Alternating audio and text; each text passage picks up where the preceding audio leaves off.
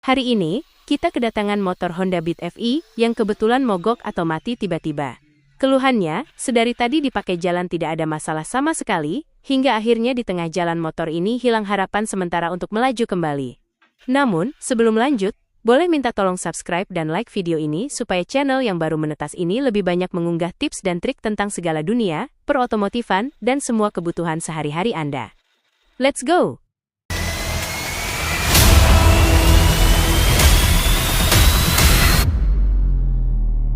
Ini sebagai pembelajaran untuk para pengguna motor bahwa perawatan kendaraan kalian tidak hanya sekadar isi bensin atau asal nyala saja. Perawatan itu perlu, seperti contohnya motor ini, mogok atau mati tiba-tiba tanpa kabar atau peringatan sedikit pun. Hal pertama yang harus dilakukan jika motor kalian mogok di jalan adalah cek indikator di panel kalian. Apapun mereknya, pasti ada cek engine atau lampu lainnya, yang mengindikasikan bahwa kontak atau kunci kalian menyala atau tidak. Jika indikator sama sekali tidak menyala, maka kalian hanya butuh cek sekering atau fuse. Tempatnya bervariasi di setiap motor, kadang ada di panel lampu depan, bawah jok, panel samping, bahkan di lantai untuk varian keluarga Honda Beat FE.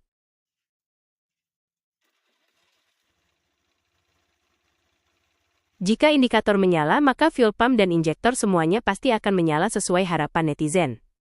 Jika masih tak menyala, mungkin masalah mogok ada di suplai bahan bakar, yang nanti saya akan bahas. Namun, kali ini langkah kedua akan saya suudon dulu ke pengapian atau ignition. Langkahnya, buka busi menggunakan kunci khusus busi, lalu lihat bagian kepala businya. Seperti penampakan berikut, busi ini bagus menandakan bahwa motor ini sebetulnya tak ada masalah. Jika percikan apinya di motor kalian tidak ada, maka sudah dipastikan pengapian atau ignition kalian bermasalah. Langkah kedua untuk mengecek pengapian adalah cek ignition coil Anda. Cukup dekatkan ujung coil Anda, 2 atau 3 cm ke bodi mesin atau bagian yang berbahan logam di mana saja, asalkan masih di bagian motor Anda. Maka, percikan api akan terlihat, dan semakin jauh percikannya akan semakin bagus. Jika motor Anda sama sekali tak ada percikan di ujung kabel coil, bisa saja coil sudah minta pensiun. Jangan menyentuh bagian ujung coilnya, karena sengatan listriknya membuat saya sudah trauma.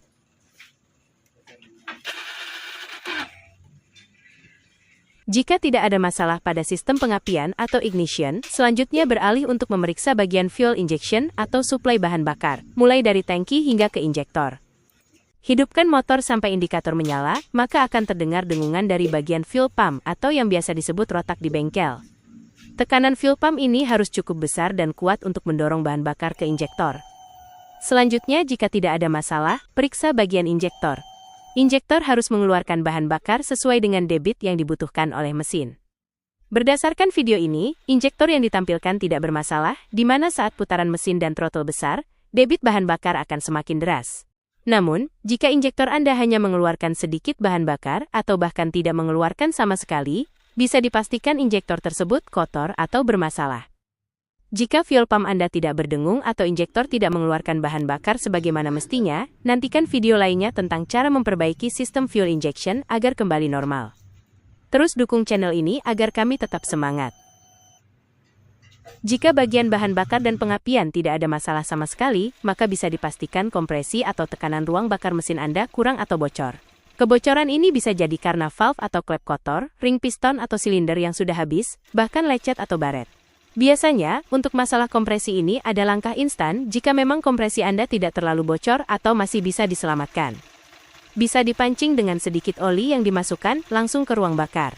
Memang nanti agak sedikit berasap keluar dari knalpot motor Anda, namun hanya sementara. Yang penting nyala dulu ya kan? Jadi, urutan untuk mengecek mesin yang mogok adalah pengapian plus suplai bahan bakar plus kompresi yang normal.